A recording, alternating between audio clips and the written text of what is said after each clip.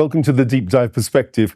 We've got a show lined up which is going to really go to the deep dive of exactly what's going on in the war on Iran. Of course, we've heard Donald Trump now decide that he's going to start destroying the infrastructure of Iran, gas plants, desalination plants, electrical output.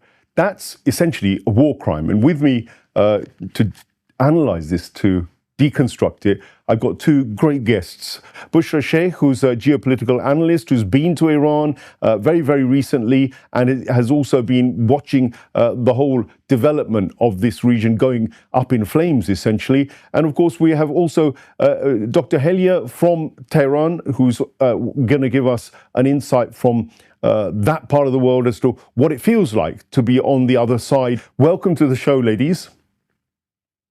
Thank you so much. Thank you so much for having me. Thank you for joining us. I'm going to start with Helyeh to give me a little bit of an insight into the impact of what Donald Trump has said and has actually been doing, because he's not just threatened to hit the energy plants, we've now seen it happen. We've seen the Karg Island also attacked, the main oil output. We've seen the Pars gas field attacked. We've seen all sorts of other aspects of the Islamic Republic of Iran's basic ability to function as a society under assault. He threatens to do more, then he says he's not going to do it. What do you make of it all, Helyeh? What's going on?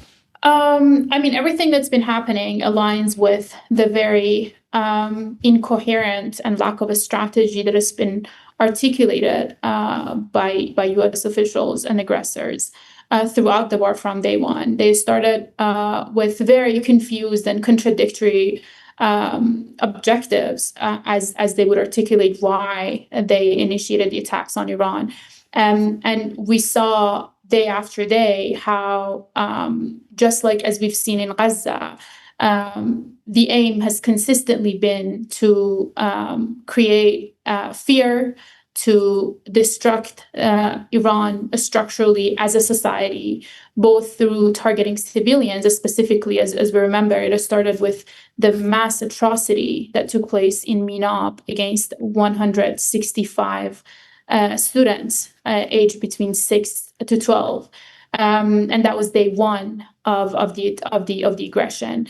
And continuously, civilian objects and civilians have been the primary target alongside other locations, including, people talk about targeting police stations, judicial facilities, or courts, that as if they are legal or they're lawful targets in the war. And it's not. We know that police, domestic police, are not armed combatants. They don't take part in direct hostilities, and therefore they don't constitute lawful targets even in a state of armed conflict. So systematically, the entire, not to mention that there is very little disagreement, even among legal scholars or lawyers that are not even sympathetic to Iran, that the entire aggression is illegal under international law, which makes every target an illegal act of aggression, every target, regardless of what the nature is. But besides that, even if you want to have a legal assessment of the targets that's been destructed under international humanitarian law that governs the laws of armed conflict, as we've seen in Gaza, we've seen this pattern both by Zionist and U.S. forces in Iraq and Afghanistan. It's been systematically direct attacks on civilians, and with the aim of terrorizing the people, the nation, in an attempt to encourage people to take to the streets, to harm the popular revolution that stands behind its military forces defending the sovereignty of the country, create chaos and create ultimately not even regime change. I don't believe regime change is the ultimate objective here, but regime change is a means to achieve a Balkanization and dividing and conquering in order to have easier access to plunder resources of Iran. And we've been seeing that.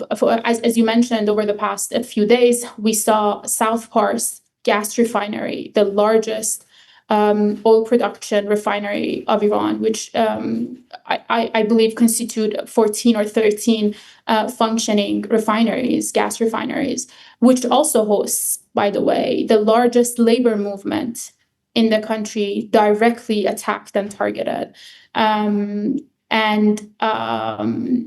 This was before the attacks were set to continue, but we saw the game that Trump is playing in terms of manipulating the market, trying to come up with threats right before the weekend, stabilizing the market, and then coming back with lies to try to manage the oil prices and what's happening in the market.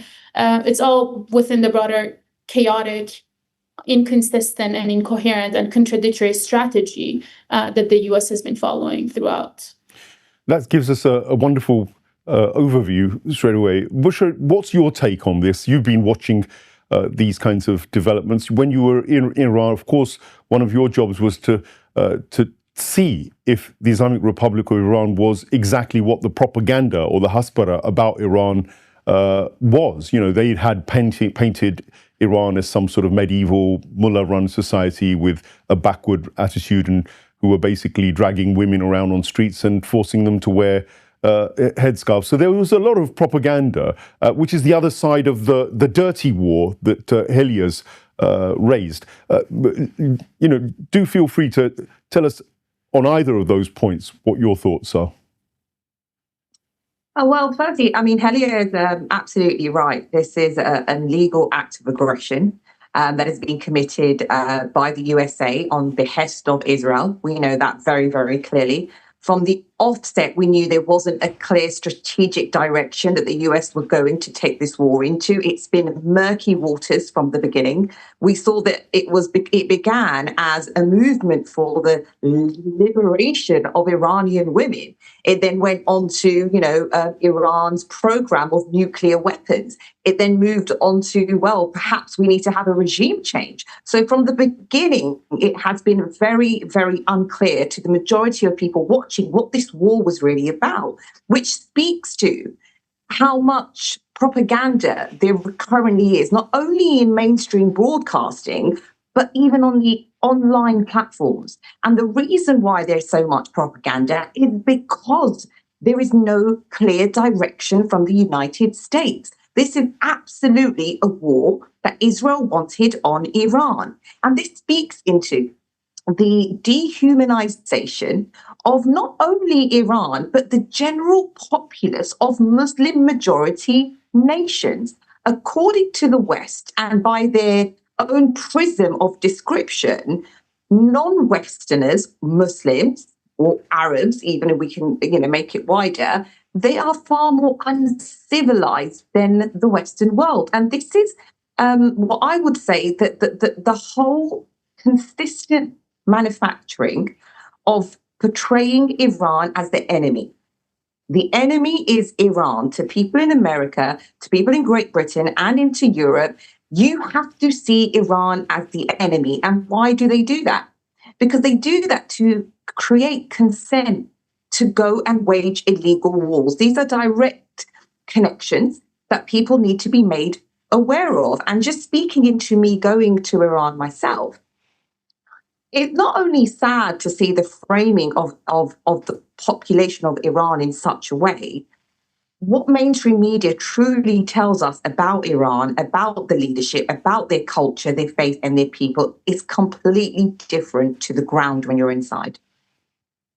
Well, that opens up a whole set of issues, which I'm going to fire back at Helyeh. The people in Iran, I've been to Iran as well several times over the years, and all I see is a very lovely, well-mannered population, people who go about their business, and I stayed for extensive period, and there wasn't any tracking of me as a foreigner. I wasn't harassed in any way. I had freedom to do what I liked, when I liked, and how I liked. What do you think, Helyeh, is behind the perception that is being whipped up about Iran? Why is it being turned into that bogeyman, if you like?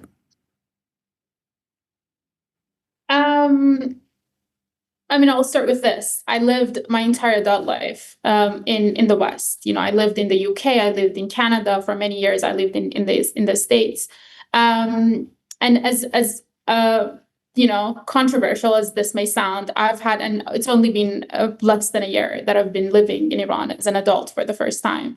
And I've had significantly, at least in university, you know, but I operate within academic spaces, and I've had significantly more freedom expressing myself as who I am and what I stand for in Iran than I've ever had in any of the named countries, as an academic at least. You probably know that I was expelled from Yale Law School without any due process for speaking up for Palestine and for standing up for the sovereignty of Iran. So I think these narratives about the Orientalist depiction of countries, as Bushra said, specifically Muslim majority countries, it's been. First of all, it's been significantly weakened as we've been seeing U.S. imperialism in decline over the past, starting with October 7th. But it's also it's necessary. These such Orientalist depictions, you know, the narratives of saving a brown woman as we are brown woman from brown men by white people, it's always been the necessary precondition for manufacturing consent, for invading, violating the sovereignty of such countries, invading them, plundering their resources. And it also operates to counter the ideology and the political systems that stand against U.S. imperialism and resist the Western-based order that's been governing both legal and political regimes post-World War II. So the outlawing of a country such as Iran, making it, outside of the law, it's an enemy, it's axis of evil. It's been because the war on terror has been completely shaped around this narrative that there is an outlaw state that operates outside of the law. As such, laws don't apply to them, dehumanize the people within it that needs either saving, or the people who stand for that political system are not considered people, are considered supporters of the regime or regime apologists. These are all necessary narratives that I would argue that's why October 7th is significant in any understanding of the conversation that we're having about Iran, because October 7th forced the Western regimes to unmask their liberalism. After the genocide in Gaza, they are no longer able to successfully use the human rights narrative. They cannot use the democracy narrative, liberal democracy, the way they did it in Iraq, the way they did it in Afghanistan, saving women. It doesn't work anymore because of the sacrifices that we saw in Gaza, because how naked the imperialist fascism had to unleash in order to fight that. And so I think that was the gift of Palestine to the world, that forced them to unmask it so that we don't have to argue over human rights anymore. Because the way they slaughter women and children in Gaza, in Lebanon, in Syria, in Yemen, in Iran now, it has completely made them unable to project any of that reasonably and with any level of seriousness or successfully, and which also talks to the broader hegemony, both through media, both through academia, and through their force, as we're seeing challenged by Iran. It's their decline that we're witnessing, and it's a united liberation project that is being waged by the people from Palestine to Iran to Yemen. And so I think it's, I don't know how serious I can take or engage with any human rights narrative at this point. I apologize. It's just very hard for me after a live stream genocide, after the heinous atrocities they're doing in Iran. They did it in Syria. They're doing it in Lebanon. They're doing it in Yemen. It's just hard to engage any human Orientalist depiction of women or savior narratives. It's just very hard to engage it in a very serious way.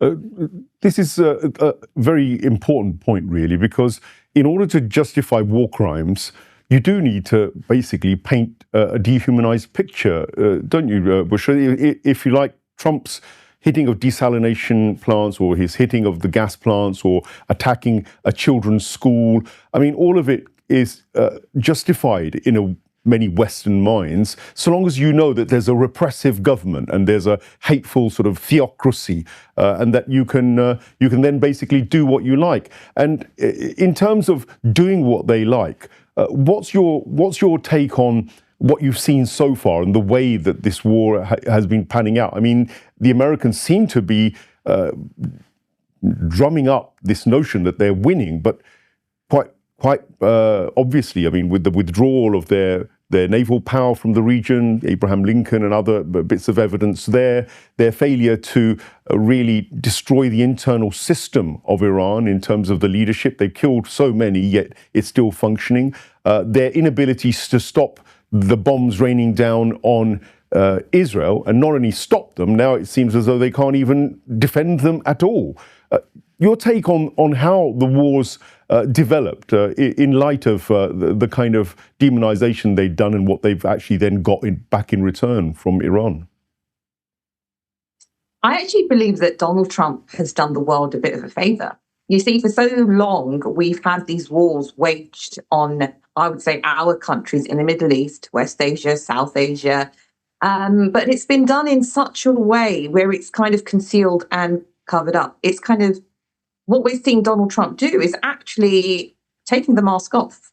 He's now showing the world this is who they are, this is how we operate. And for us, it's much better for people to just be honest about who they are, because then we can tackle that in the best way possible. This is overt aggression. In the past, from the Western empires, we've seen covert type of aggression. So Donald Trump, in one way, has done the world a favor. In terms of this war that's been waged, a part of it is their ego and their arrogance. They're completely ignorant of what the Iranian government really looks like, how intrinsically evolved and how sturdy and strong it really is. This is a huge reveal on a global platform to show the level of ignorance that Western empire has about the regions in the Middle East.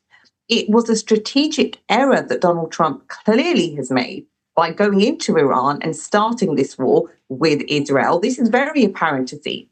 I mean, the fact that they are now scrambling with any rhetoric, the lies are just coming out from Pete Hegseth, the War Defense, Washington, they're all scrambling because not only are they maybe in one way trying to find an off-ramp, Donald Trump has always been the kind of president that wants to win everything. And this clearly, from even his own cabinet, his own people are saying this is something that we perhaps have decided to do that's not beneficial to us. So at this moment, what we're seeing is a panic mode from Washington. They are panicking because they misjudged Iran. And this is why it's been such what I would say, a ambiguous move of Iran to really capture the GCC and say, well, if we're having this existential threat, which is what it feels for them right now, they're completely trying to obliterate the Iranian government. And I don't believe any country would really sit back and allow that to happen, is where do we hit them? And we hit them in their pockets. When you affect rich people, the billionaire class, and how that affects their economy, that's how you end a war. And you end that by winning. And that is literally the trajectory that Iran is on at the moment. Interesting. Extending this a little, of course, the Hormuz has been partially shut down. Only those nations which are against the imperialist terrorism, the Anglo-Zionist imperialist terrorism in the region, and I have to raise the economic sanctions which have been going on for every day since the 1979 revolution as part of that terrorism. Of course, now Donald Trump wants the allies, his supposed allies, to also come in and start marshalling this Strait of Hormuz. And he's also talking about landing troops, perhaps on Kharg Island or on the mainland. What do you think are the chances of that happening, and what might be the outcome? Well, firstly, I absolutely believe that whatever Donald Trump says, always believe the opposite. He's the type of person that will put out stuff on Truth Social, on social media, that is the complete opposite to what he's going to do. You cannot take this individual in a serious manner whatsoever. But I believe that Iran already knew this about Donald Trump from last year, June 2025, when they had the 12-day war. They completely know what Donald Trump and his character is really about. I truly believe that Donald Trump will try to occupy Kharg Island. I genuinely believe that there are thousands of US Marine Navy troops on the way to Iran in the waters right now. And it's very important to take that in a serious way because it completely coincides with the 5-day break that Donald Trump has mentioned. Because originally over the weekend, this is when the markets closed, he said that he was going to, if Iran didn't kowtow to what he wanted and appease him, they were going to strike necessary gas infrastructure. And then he rolled back on that once the markets then opened up and then gave a 5-day break. But this is not a break. This is him just playing around with public perception, public opinion. There are troops on the way to the Middle East, and Iran is going to take that in a serious manner. This could be a huge escalation that we're about to see happen on Friday. So I'm kind of thinking about the escalation, Helyeh, and of course, Iran has said its non-negotiables are that they want these US bases gone. They want war reparations. They want the Israeli entity to be defanged, because when they say that we don't want threats to Iran and we want to create a situation, a peace based on resistance, on genuine deterrence and the international community intervening to make sure these attacks don't happen, that essentially would also mean that the Zionist entity with its nuclear weapons, at least 90, maybe up to 400, have to be dealt with. It also means very much that the Americans and their interests and their satellite proxies in the region have to be dealt with so that they don't bring back these bases. Do you think there's any possibility of that happening? And if it doesn't, what's Iran's next step? I think it's important to see this war as one as part of the process of decolonizing the region. I don't think this is the war that will forever eliminate the Zionist entity from our region. I think it's a significant step that's being taken. But from what I've seen and from the articulated, at least, objectives of Iran, I haven't seen that complete dismantling of the Zionist entity as it exists in our region is the goal, is the precondition of victory for Iran in this war. However, as you mentioned, when Iran says we are going to fight this until the enemy is punished, what I understand from that is not for the United States to apologize or to take responsibility, because that's meaningless.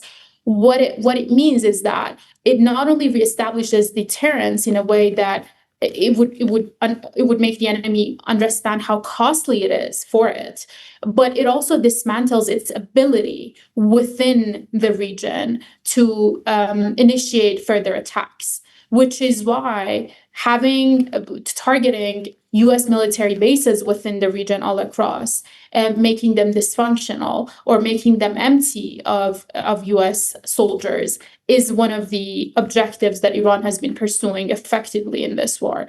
That's number one. Number two, I think, at this point, I'm not a military analyst. I'm not an expert in this, but from what we gather is that Iran has been prepared for this war ever since the imperialist-backed Iraqi aggression against the country immediately after the revolution, right, for about 8 years.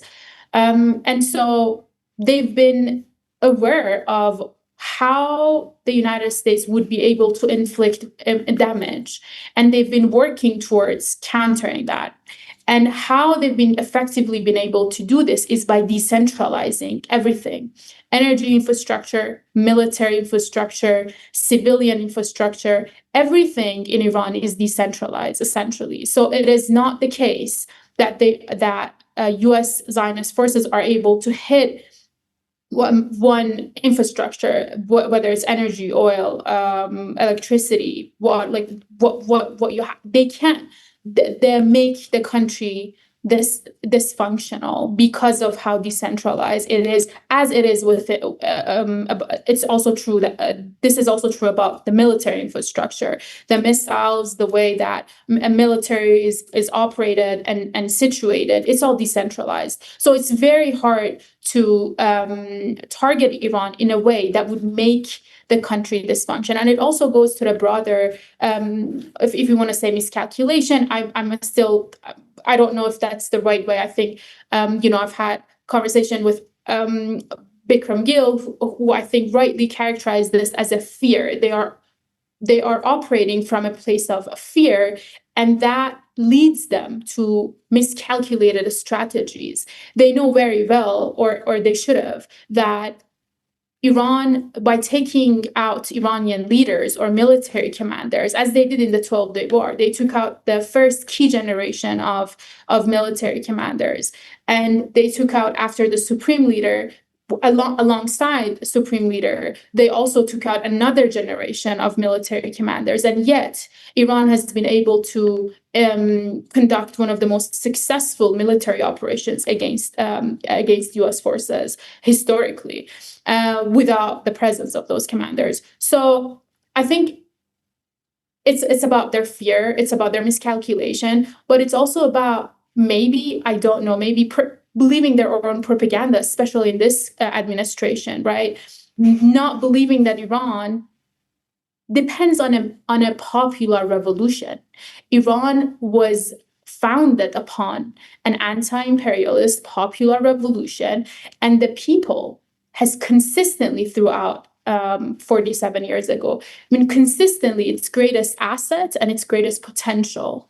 And in every moment of crisis, the way that throughout, this war, we need to understand this war as part of the broader hybrid warfare that's been waged against Iran, not only from the 79 revolution, but from Mossadegh, since the nationalization of Iranian oil, which was one of the early moments of assertion of sovereignty by Iranians. And ever since, the coup against Mossadegh was when this imperialist assault on Iran and Iranian sovereignty can be characterized. So throughout, Iran has consistently relied on its people to protect its sovereignty, and every time it has done so, it's been able to do it successfully. Whether it was through coup attempts, which most recently we saw it in January, whether through covert and overt operations, whether through indigenous developments, the military capacity that we're seeing is indigenously development that Iran has been conducting under most comprehensive sanctions regimes. So relying on people as its greatest assets and its greatest potential has been the strength and pillar of this revolution. And I think this is how this is why their strategy has failed to make Iran collapse. Their strategy was to, they thought January really weakened and fragmented the society, and that is to some degree true. The psychological warfare is impactful. How much they fund media to create these divisions, they do work to some degree, but they miscalculated how powerful the popular base of the revolution is. Okay, and final word goes to you, Bushra. If things do get lit up, because Iran will light up the Gulf Arab nations, it'll continue to light up Israel. It's been hitting even the Dimona nuclear plant, which then begs the question, will this situation go nuclear at some stage as well? And will it force Iran to perhaps also show its hand and actually develop a nuclear weapon? What's your crystal ball saying? Do you think it's going to get a lot worse before we get any kind of settlement, or is that too hard to predict? Well, the first thing I'd like to enter by saying is that the question also isn't, why is Iran, for example, attacking the GCC nations? I just want to enter by saying this. I think the question we need to ask is, why are GCC nations hosting American bases? Because what Iran has now done is it's shown that there is capability for Middle Eastern nations to have their own defense systems. They are absolutely entitled and allowed to have defense capabilities that the US possesses, that Israel possesses, that Great Britain possesses. So if this entire war was about nuclear programs, this war has actually only emphasized the need that a country and a nation like Iran of 90 million people's only deterrence against Western imperialism, against the Western Empire, is by having a nuclear weapon. It's in fact done the opposite. I'm sure there was a poll that actually suggested that before the illegal aggression, that less than 30% of Iranians actually wanted to have nuclear power. And since this attack, that has driven up to more than 90%. So what Donald Trump and Bibi Netanyahu have done is actually incited and told countries that you probably need nuclear weapons. Otherwise, we will come into your sovereign countries and we will try to invade you and destroy you. So is this going to escalate to the possibility of nuclear weapons? I truly hope not, because that would be catastrophic, an escalation beyond any means imaginable. But I certainly believe that this has given light that many nations to really suggest that perhaps a nuclear program for all of them is quite important and vital now.